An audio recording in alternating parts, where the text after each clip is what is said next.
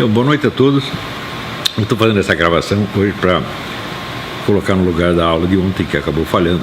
Houve uma falha técnica lamentável. E com as explicações que eu vou dar hoje, vocês vão entender até por que eu fiquei tão bravo da aula ser interrompida. Muito bem. Vamos começar pelo seguinte. Quem quer que tenha estudado a mentalidade revolucionária, a história do movimento comunista e coisas similares, entende que para todo o pessoal envolvido nisso e toda a militância esquerdista de qualquer tipo, de qualquer naipe, só existe um problema no mundo. Eles acreditam que todos os males do mundo advêm do fato de que não são eles que estão no controle do processo. Então, adquirir o controle do processo é a prioridade e, pensando bem, a única. Porque o que será feito depois, por exemplo, como vamos construir o socialismo, isso aí, muitos autores, muitos dos líderes e gurus esquerdistas nem dedicaram um único minuto a isso. Karl Marx, por exemplo, ele nunca disse como se iria montar o socialismo. Ou seja, o problema prioritário não é o socialismo.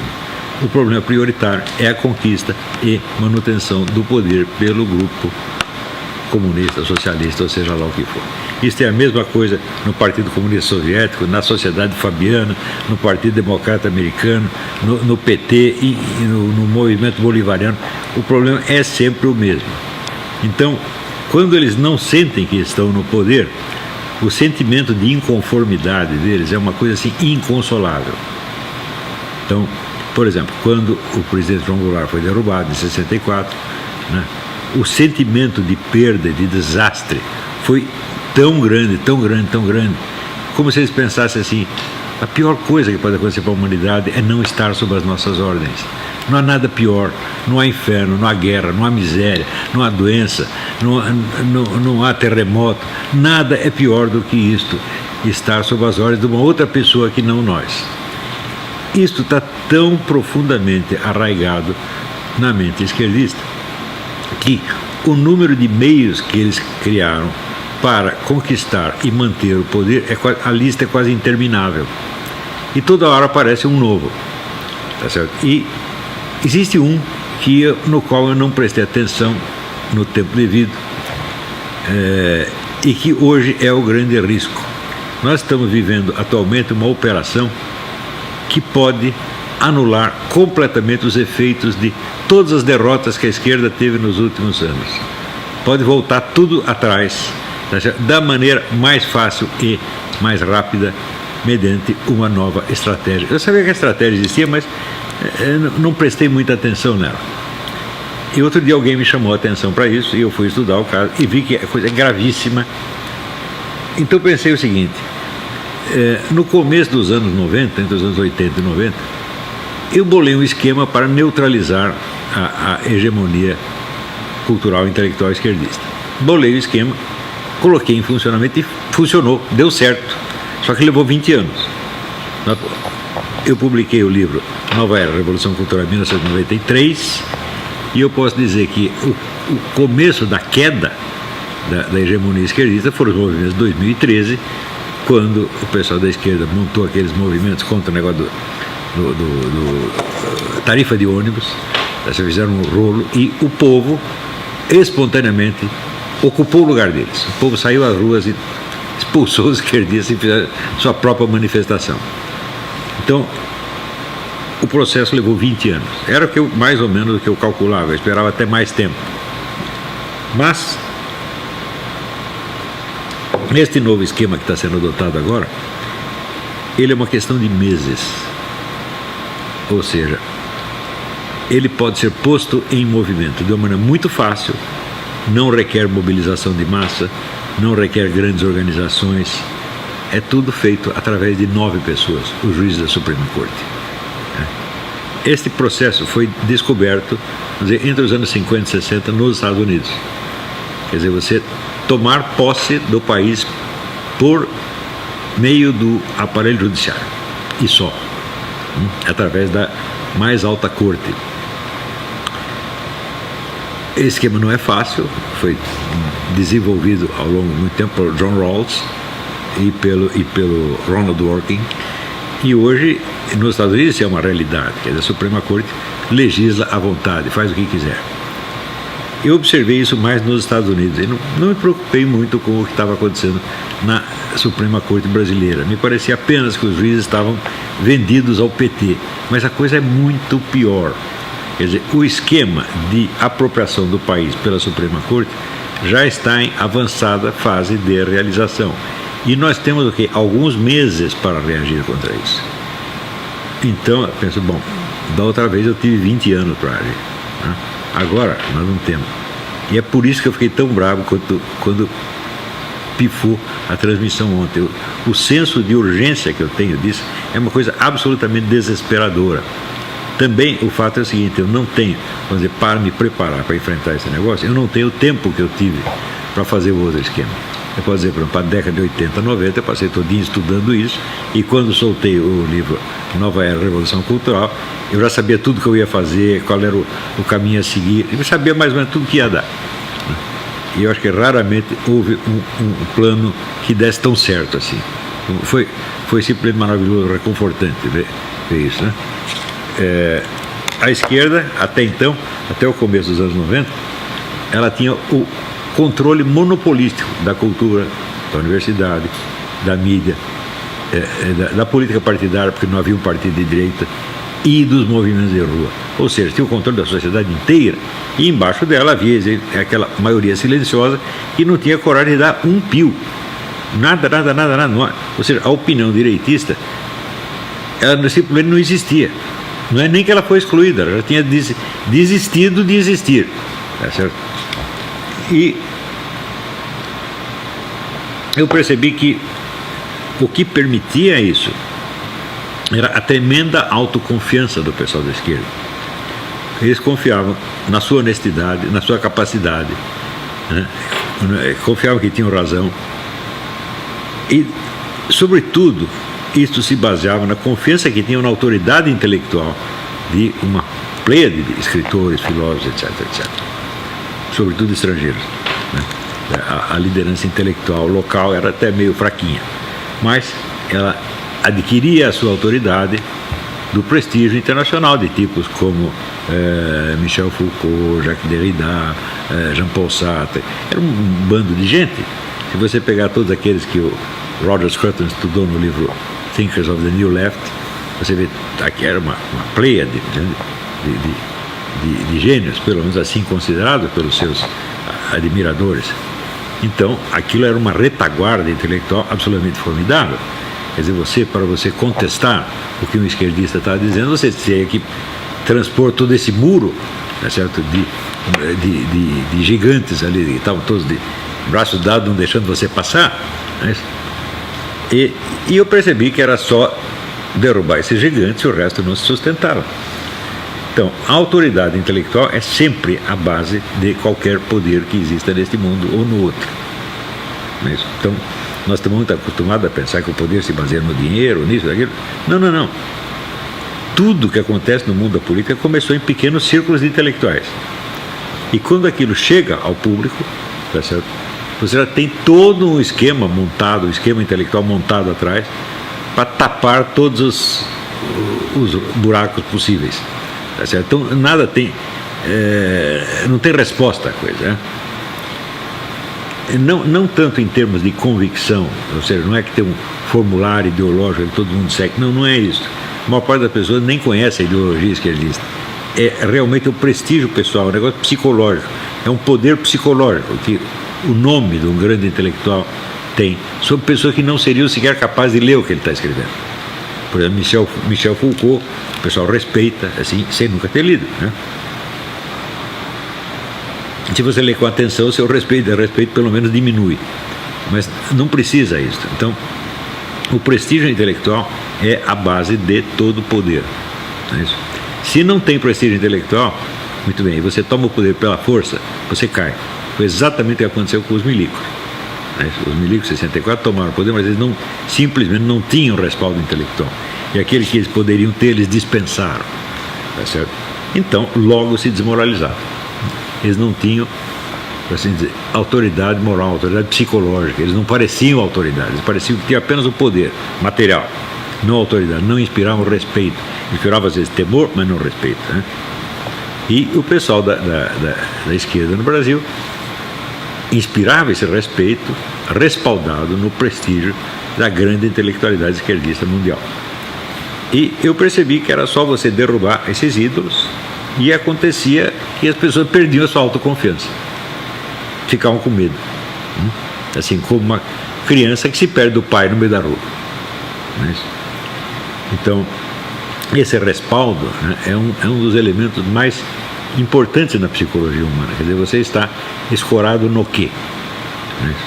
Quem garante a sua integridade psicológica, né? Quem garante a sua coragem, né? Qual é a fonte da sua coragem? A hora que você quebra esses totens, por assim dizer, a coragem vai embora. E daí acontece aquilo que dizia Lenin, quer dizer, que o principal na guerra é fazer o inimigo perder o desejo de combater, desencorajá-lo. Tá certo? Pensei muito como fazer isso e vi o seguinte: todo o pessoal direitista, conservador, dialogava, debatia com a turma da esquerda na base do confronto de ideias, mas respeitando a integridade intelectual do outro. Integridade intelectual que justamente não existia. Então isso quer dizer, quando um direitista contestava as ideias de um esquerdista, ele ao mesmo tempo o honrava, reconhecendo-o como intelectual legítimo, coisa que ele não é, né? Então, por exemplo, para mim, eu não tenho a menor dúvida de que um sujeito como Michel Foucault, ele é apenas um charlatão e um louco, né? Nada do que ele escreveu tem o menor valor, nada. Né? Outro dia mesmo, eu vi um depoimento de um filósofo que eu conheceu bem, o Jorge Magnard, né? E ele conheceu muito bem o Foucault na juventude. Disse, o Foucault, ele tinha horror da palavra paternidade, ele tinha horror de ser filho de alguém, ele não suportava esta ideia. E, como é que ele queria existir então, né? Então ele tinha que existir baseado na hipótese de que ele surgiu de uma outra maneira. Isso é coisa de maluca, evidentemente, né? Então, que respeito a gente pode ter por isso? Nada, isso não é para ter respeito. Assim como você não respeita uma doença mental. Eu não posso dizer, não, a sua esquizofrenia é intocável, eu não vou mexer nela. Isso aí não existe. Eu falei, bom, então toda a polêmica conservadora, liberal, anti-esquerdista está toda errada. Porque você tem impugnar a validade da presença dessas pessoas no confronto intelectual. Falando, não, você não tem condições de você entrar num debate intelectual. Isso não se aplica a todos os esquerdistas. Tem alguns que, mesmo sendo vigaristas, como Georg Lucas, tem o seu elemento de vigarice, mas ele é um oponente legítimo, como acho que Antônio Negri é um oponente legítimo, tá certo? Quer dizer, ou seja, é um intelectual, ele produz trabalho teórico de valor importante, pode estar errado. Então, aí o confronto é intelectual. Mas não me parece que com a maioria dos intelectuais de esquerda seja esse o problema. Então, o que está errado não é a teoria, o que está errado é ele, né? Assim como no debate com João Pedro Stedley, né, que eu tive na Bienal do livro Rio Grande do Sul, eu falei, eu não vou discutir as metas e o programa do seu movimento. Eu nem o conheço direito, mas eu conheço bem esse seu líder e sei que ele não presta. Tá certo? Por quê? Porque ele é um charlatão, ele escreve uma coisa que ele mesmo sabe que é mentira e depois repete outra que ele também sabe que é mentira. Por exemplo, ele disse, chegou lá e disse, todos os líderes das ligas camponesas foram assassinados pelo regime 64. Eu falei, porra, mas está escrito aqui no seu livro que foi em 1963. Quer dizer, você está enganando as pessoas duas vezes, né? E assim por diante, né? Não, existe um estado de violência endêmica no campo brasileiro. Daí eu olhava, ele mesmo dava no livro a estatística dos crimes, assassinatos no campo. Então, por exemplo, 1993, 30 assassinatos. 1997, 28 assassinatos. Falei, isso aqui não dá para competir com uma delegacia de bairro no Rio de Janeiro. Então, o campo é a região mais pacífica do Brasil. A única que faz arruaça lá são vocês mesmos. Né? E assim por diante. O cara saiu de lá dizendo, se eu soubesse que ia ser tratado assim, eu não viria. Quer dizer, não é para vir mesmo. Muito bem, depois desse tempo desse debate, ele ficou quietinho por vários anos. Isso tira a vontade do sujeito combater. Teve um homem que, presidente da SBPC, depois de confronto comigo, ele desistiu da carreira científica, foi ser plantador de alface no Rio Grande. Falei, agora está certo, arrumou uma profissão honesta, hein? Parou de vigarice. É isso que tem que fazer. E foi isso que eu fiz no Imbecil Coletivo. Então, você tem que escrever dos casos num tom, assim, ferozmente realista, dizer a coisa como é mesmo, e sem respeito pela pessoa. Olha, o respeito se conquista. O respeito não é, como é que se diz, um direito inalienável, que você nasce com isso. Quer dizer, só porque o sujeito nasceu, ele tem que ser respeitado como intelectual. Fala, faz favor. Né? E a coisa funcionou. A partir eles não tiveram a coragem de reagir intelectualmente à coisa. Porque aquilo os tocava psicologicamente, não só intelectualmente. Ali começou a queda da esquerda. E foi. Aos poucos, né? Eles foram desistindo da luta. Quando o sujeito começa apenas a xingar, reclamar, tá, já perdeu. Não tem o confronto intelectual, já perdeu. Muito bem. Eu penso, como é que eu poderia fazer o mesmo com este esquema que está aí? Esse novo esquema. Né? Simplesmente não dá tempo. Eu falei, bom, eu precisaria estudar muito o caso, né? Dominar o assunto como dominei a estratégia esquerdista do Gramsci, tá certo? E daí fazer uma operação dessa, mas ia durar também 20 anos. E nós não temos os 20 anos. Então eu pensei, bom, nós vamos ter que fazer um negócio assim acelerado. E tem que ir direto no ponto. Qual é o ponto? Pensei. É a doutrina do Ronald Dworkin. É a concepção de justiça do Ronald Dworkin que está por trás de toda esta imensa cara de pau, dessa desfaçatez dos nossos juízes, que não só legislam, como legislam em causa própria. O juiz não pode legislar, está lá para aplicar a lei, não para inventá-la, tá certo? Eles inventam tudo e fazem isso em benefício próprio, em benefício do seu partido. É uma coisa, é um descaramento tão grande. Eu os considero todos criminosos, tá certo? E eu acho que o certo seria tirá-los de lá a pontapé, quer dizer, o povo invadir e tirar os caras na tapa, você sai daqui. Isso seria o certo. Mas como não vai fazer isso, e eu não tenho pessoalmente os meios de fazer, então eu falo, bom, eu vou ter que ir pela mesma estratégia do combate intelectual, como eu fiz no outro caso. E, felizmente, é possível encontrar um núcleo da convicção que sustenta essas pessoas. E essa convicção é a teoria do Ronald Dworkin a respeito da função da justiça. E é isso mesmo que eu vou tentar explicar hoje e mostrar para vocês o seguinte: nós podemos tirar toda a autoconfiança desses 9 juízes, mostrando a eles que o guru deles não é de nada. O seu guru é um coitado. Ele não sabe o que está falando. E ao admirá-lo e segui-lo, você mostra que você é um incapaz. Quer dizer, você não é capaz de sequer de escolher um professor que vale a pena. Certo? Então, o desprezo que eu sinto pelo Ronald Dworkin assim, é ilimitado. Principalmente porque ele é um cara que despreza todo mundo. Eu botei até no Facebook 2 fotos dele mostrando aquele ar de desprezo que ele tem pelas pessoas. Eu falei, mas quem é você para desprezar assim? Você mesmo é desprezível, você não é de nada, pô. Né? Você vê que o próprio Roger Scruton, quando discute com ele, não, reconhecendo o talento, etc. Talento coisa nenhuma, rapaz. A minha conclusão é a seguinte: a única coisa que o Ronald Dworkin tem, ele tem um domínio do vocabulário do pessoal radical chique da costa leste americana. Ele fala para o coração dessas pessoas porque ele é um deles. Ele é da turma. Ele sente como eles. Então é claro que ele tem audiência nesse meio. Mas ele não tem mais nada além disso.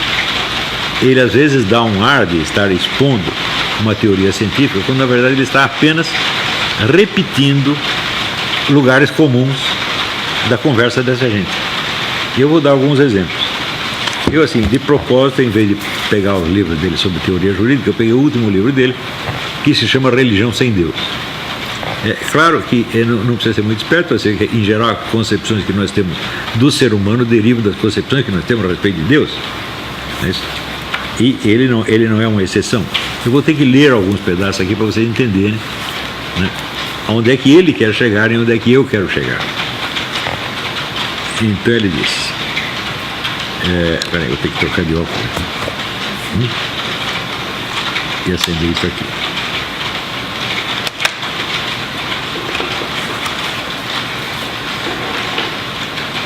A religião é uma cosmovisão profunda, distinta e abrangente, que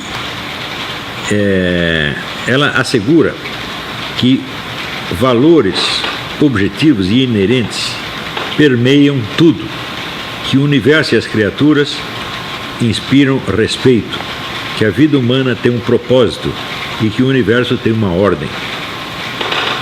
Uma crença num Deus é apenas uma manifestação possível ou uma consequência dessa profunda cosmovisão. Ou seja, ele define o espírito religioso por esses valores. Né? Existe um sentido na vida, né? O ser humano merece respeito, blá, blá, blá. E ele diz, entre as várias manifestações disso, existe a crença num Deus, mas existem outras manifestações. É claro, os deuses serviram a muitos propósitos humanos. Eles prometeram a vida após a morte, explicaram as tempestades e catástrofes e tomaram partido contra inimigos. Mas uma parte central do seu apelo é que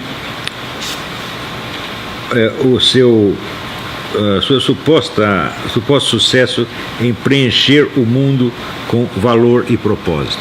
Ou seja, os deuses também ajudam a dar valor e propósito à vida. A convicção de que um Deus subjaz ao valor, no entanto, como eu vou argumentar, pressupõe um compromisso anterior e independente com a realidade desse valor. Preste atenção, isso aqui é o núcleo do negócio.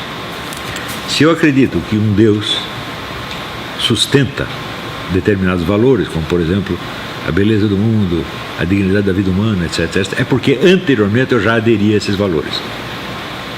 Esse é o núcleo do argumento dele, e isso é 101% falso. Eu vou demonstrar daqui a pouco. Né? Esse compromisso é disponível, está ao alcance, tanto dos crentes quanto dos descrentes. Portanto, os teístas compartilham um compromisso com alguns ateístas, compromisso que é mais fundamental do que aquele que os divide. Ou seja, o teísta acredita em Deus, o ateísta não, mas eles compartilham valores que são mais profundos do que a diferença que separa de crer ou não crer em Deus. Né? E essa fé compartilhada pode, portanto, fornecer a base para uma comunicação melhor entre eles. Ou seja, os valores comuns entre ateus e religiosos favorecem a comunicação entre eles. A divisão rígida entre o povo da religião e sem religião é demasiado crua, tosca. Muitos milhões de pessoas que se contam como ateístas têm convicções e experiências similares e tão profundas quanto aquelas que têm os crentes, ou pessoas que se contam como religiosas. Essas pessoas que compartilham esses valores com os religiosos sem ser religiosos, pensam que elas não acreditam num Deus pessoal, mas não obstante, acreditam numa força, aspas, maior que nós. Eles sentem uma responsabilidade inescapável de viver as suas vidas bem, viver corretamente, com o devido respeito pelas vidas dos outros. Eles se orgulham de levar uma vida correta e às vezes sofrem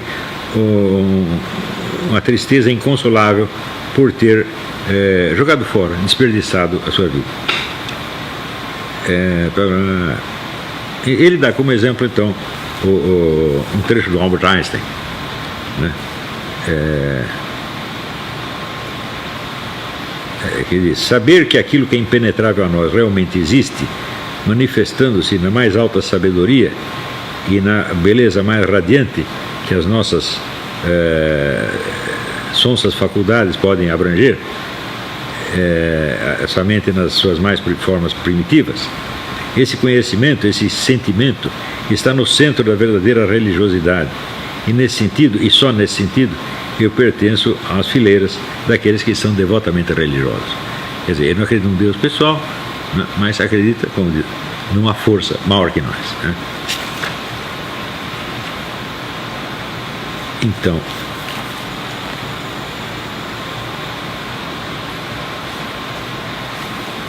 ele, como exemplo de que existe uma religiosidade ateística tão respeitável quanto qualquer outra religião, ele dá um exemplo da Suprema Corte.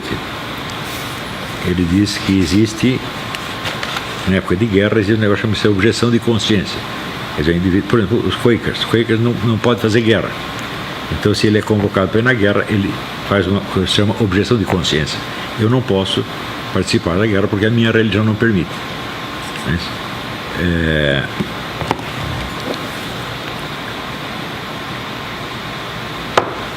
E a Suprema Corte decidiu, uns anos atrás, que o mesmo tipo de objeção vale para o ateísta.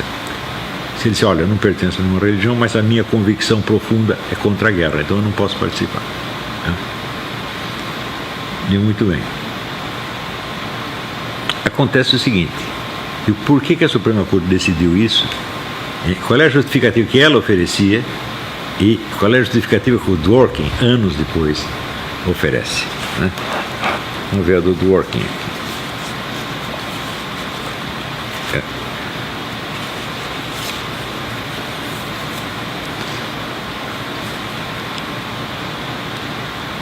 Não argumento que não existe um Deus pessoal que fez os céus e ama as criaturas.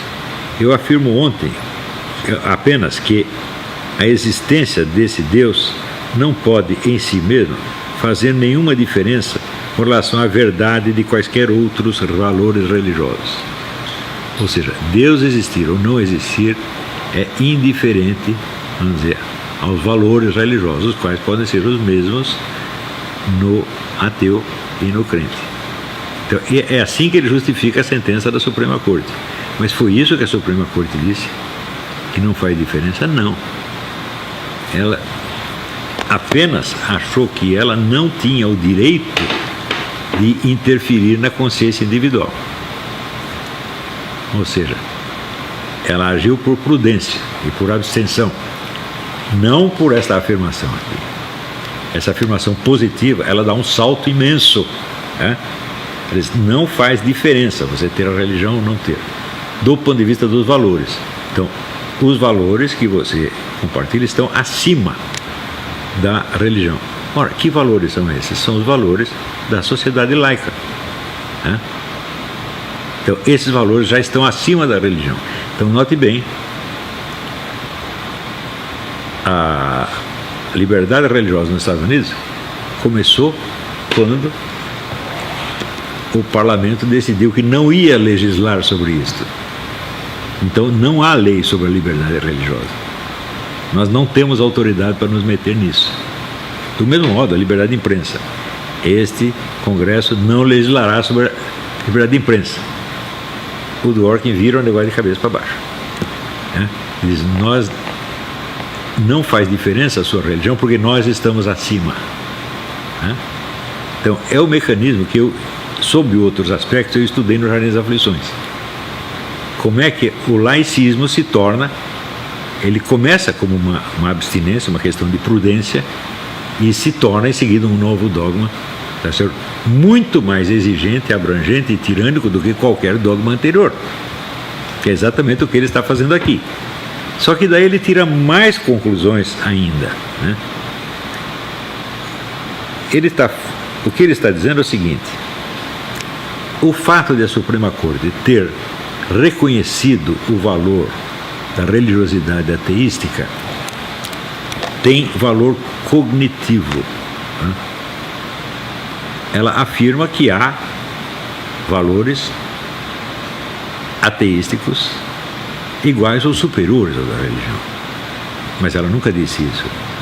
Ela disse apenas que não ia forçar o sujeito, o ateu, a ir para a guerra, caso ele dissesse que isso contraria os seus valores. Ela não precisa saber que valores são esses. Ela não está proclamando a validade de entrar no terreno da consciência individual. O que no que fez está muito certo. Não é isso?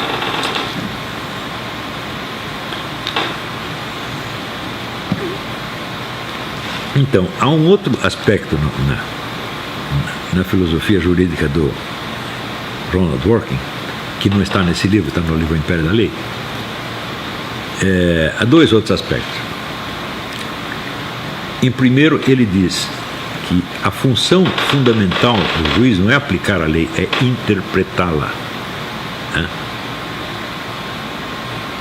Bom, um texto só requer interpretação se ele não tem um sentido óbvio e imediato. Não é isso? Existem leis que são ambíguas ou situações que são obscuras. E aí, de fato, o juiz tem que interpretar. Mas, se você dissesse, é possível que todas as leis sejam ambíguas ou obscuras? Se todas as leis são ambíguas ou obscuras, elas não dizem nada. Né? Uma lei que diz e não diz ao mesmo tempo, ela não está dizendo nada. Então, é a mesma coisa que dizer, não existe lei, só existe a cabeça do juiz. Este é o ponto central da filosofia do Dworkin. Né? Se tudo requer interpretação, nada tem sentido em si mesmo. Isso evoca vagamente o negócio do desconstrucionismo, do Michel Foucault, Derrida, etc. O texto não tem sentido fora do texto. O texto não indica nada fora do texto. Então, se ele não indica nada, bom, você pode entender do jeito que você quiser, porque vai ser apenas um outro texto em cima de outro texto e outro texto. Eu não sei em que medida o Foucault e Derrida influenciaram este cara, mas parece a mesma coisa, né? Só que a suprema sacanagem é o seguinte: existe uma velha briga entre os adeptos do direito natural e os adeptos do positivismo jurídico. Os adeptos do direito natural acreditam que existem normas objetivas de moralidade, tá certo? E que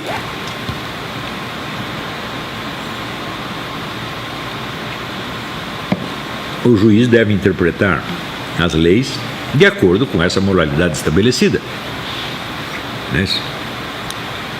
Ela não pode, vamos dizer, aplicar mecanicamente, né, uma lei que viole a consciência das pessoas. Tá certo? Mas, para o positivista jurídico, só existe aquilo que está na lei escrita. Tá certo? E o Dworkin toma partido da lei natural, do direito natural. E ele diz o seguinte: acima da lei existem os princípios. E tudo deve ser interpretado de acordo com os princípios. Mas que princípios são esses? Para ele, são os princípios da sociedade democrática laica moderna. Então, é o politicamente correto, é o abortismo, é o feminismo, etc, etc, etc. Né? Isso não está nas leis, nada disso é lei, mas são os princípios eternos e sagrados.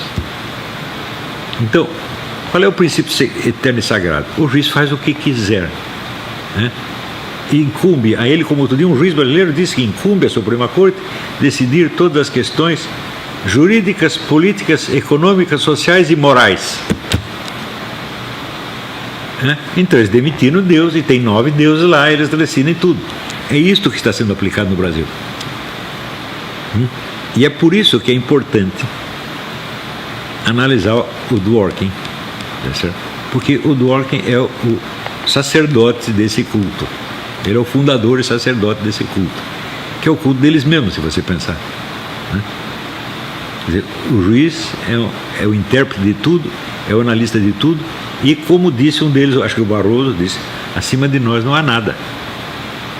Ele não disse nem que existe Deus. Quer dizer, os reis diziam, acima de mim só Deus. Mas pelo menos tem alguma coisa lá em cima. Mas o juiz não tem nada, não tem nem Deus para limitá-los. Né? Então, eles são deuses.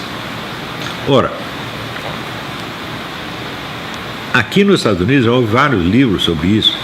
Tem o livro do juiz napolitano, que chama Homens de Preto, uma coisa assim. Eles estão denunciando esta usurpação judicial faz anos, tá certo?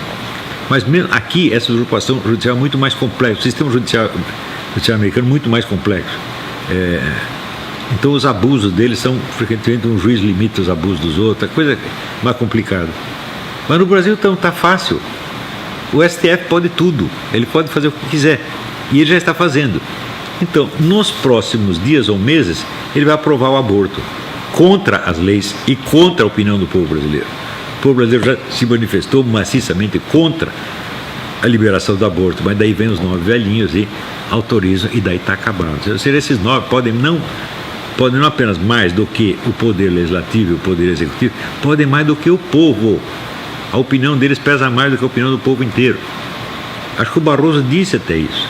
Para nós não interessa se o povo quer isso aqui. Tá certo? Nós, uma vez que somos empossados no cargo, nós não devemos satisfações a ninguém. O que é isso aí? Ronald Dworkin. Porque nós aqui representamos não a lei, representamos os princípios que estão acima da lei. E os princípios são exatamente esses nos quais o Dworkin acredita. Então, inventaram um jeito de tomar o poder por um esquema muito mais simples do que o do Antônio Gramsci, porque toma através do sistema judiciário. Então, eu não sei se vocês entenderam essa explicação, mas o principal é mostrar a esses camaradas o seguinte: ó, essa segurança que vocês têm está toda baseada no Dworkin, e o Dworkin é um coitado, né? Por exemplo, ele fala de religião e ele confunde, essa é a confusão mais, fala como Aristóteles, confunde a ordem do ser com a ordem do conhecer. Então, ele confunde o que as pessoas pensam de Deus, o que elas dizem de Deus, o que elas creem de Deus, com aquilo que Deus é realmente. Agora, se existe uma religião, é porque ela se reporta a um Deus que não se limita a ser objeto de crença. Deus faz alguma coisa, né? Deus age, né? Se ele não age, então acreditar nele é uma bobagem, não é isso? Então, um Deus cuja modalidade de existência consiste em ser crido, existe isso? Não, isso é absolutamente impensável, não é isso? Quer dizer, Deus não é só objeto de crença, ele é um sujeito ativo. Ou então, não dá para acreditar nele. Isso quer dizer, todo mundo que acredita em Deus, acredita num Deus que age, que não é só objeto de crença. Essa distinção elementar escapa totalmente a este sujeito, que é uma coisa assim que um estudante principiante tem que entender isso aí, não é isso? Então, por exemplo, você acredita que Moisés subiu no Monte Sinai e falou com Deus? Eu acredito. E Deus não falou nada? É só você que acredita? Ou você acredita também que o próprio Deus falou, foi só Moisés que falou? Então está faltando a noção, quer dizer, de Deus como agente. Você pode até não acreditar que Deus exista, e portanto não acredita que ele seja um agente. Mas você tem que compreender que é inerente ao conceito de religião o fato de Deus ser um agente. Então você não pode fazer abstração disso e reduzir Deus a um objeto de crença. Porque até como objeto de crença, ele é objeto de crença enquanto agente, e não apenas como objeto. Não é isso? Então, por exemplo, eu acredito que 2 mais 2 é 4. Mas 2 mais 2 é 4 não é um sujeito agente, né? É apenas uma relação numérica, né? Ela não age por si, tá certo? Então, você acreditar em Deus assim não é acreditar em Deus. Segundo lugar, as pessoas que dizem, eu não acredito num Deus pessoal, mas acredito numa força, né? Ora, o Deus do Islã não é um Deus pessoal, né? Ele é um Deus abstrato, universal. Tanto que Allah não quer dizer Deus, quer dizer a divindade. Al, artigo, lá, né? Então, o Deus pessoal não existe para eles, né? Existe apenas a divindade abstrata, que não se manifesta na Terra. Ele é absolutamente inacessível. Então, essa força, então não há diferença entre Albert Einstein e um muçulmano. Como é que você não leva isso em conta? Você não leva em conta porque você não sabe, né? Outra coisa, existe a religião sem Deus? Existe, o budismo é uma religião sem Deus. E é uma religião com os seus ritos, as suas obrigações, etc, etc. Não é uma coisa informal como a suposta religião ateística, que é apenas subjetiva, né? Então, como é que fica o caso? Quer dizer, um estudo sério disso tem que levar essas diferenças em conta. Em terceiro lugar, esses valores que você diz que são idênticos entre os crentes, os descrentes, isso de fato existe. Mas existe agora na sociedade em que você está e no meio que você frequenta. Isso sempre existiu? Não. 90% desses valores foram criados pelo cristianismo, né? Implantados pelo cristianismo. E é claro, depois que o cristianismo recua, eles continuam existindo porque se incorporaram na cultura. Mas eu vou lhe dar um exemplo. Em Roma, se um casal tinha uma criança, o pai não queria a criança, ele podia matá-la. O filho é considerado propriedade do pai, o pai fala, o que quiser, joga o cara na lata de lixo. Isto aí, entre os índios do Xingu é assim. Você não quer a criança, você tem o direito de enterrá-la viva. Isto é o respeito pela vida humana. E você está falando que o respeito pela vida humana é normal nas pessoas, todo mundo tem, e porque tem, ele tem valores em comum com a religião? Ou foi a religião que ensinou isso a duras penas? Para a escravidão, você não deve escravizar os outros. Quem foi que ensinou isso aí? Foi só o cristianismo, meu Deus do céu. O cristianismo eliminou a escravidão no mundo antigo, tá certo? Trocou a estado do escravo pela de servo da gleba. O escravo romano não podia casar, não podia ter família, não podia ter propriedade, não podia ter nada. Eles procriavam em grandes surubas coletivas, juntava todo mundo no Maracanã, todo mundo come todo mundo, depois as mulheres engravidam e ninguém sabe quem é o pai. Por quê? Para não ter herança. A igreja conquista para eles o direito de casar, ter herança e ter sua terrinha, né? Depois, mais tarde, 700, 800 anos mais tarde, com o advento das monarquias nacionais, né, que já eram concorrentes e não fiéis da igreja, se reintroduz a escravidão com o tráfico africano, né? Mas é outra coisa. E assim por diante. Quem inventou os hospitais? Quem inventou as maternidades? Quem inventou a alfabetização universal?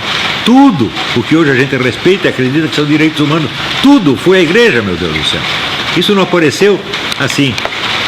Todo mundo quando nasceu era um humanista da costa leste. Isso é coisa de gente muito inculta, mas muito, né? Ou seja, o cara não estudou nada do assunto que ele está falando, nada. Isso é um palpiteiro, é um bocó de mola. Ele é um Rodrigo Constantino, meu Deus do céu. E é isto que vocês estão seguindo. Juiz da Suprema Corte, homem de 60, 70 anos, estão acreditando nessa porcaria.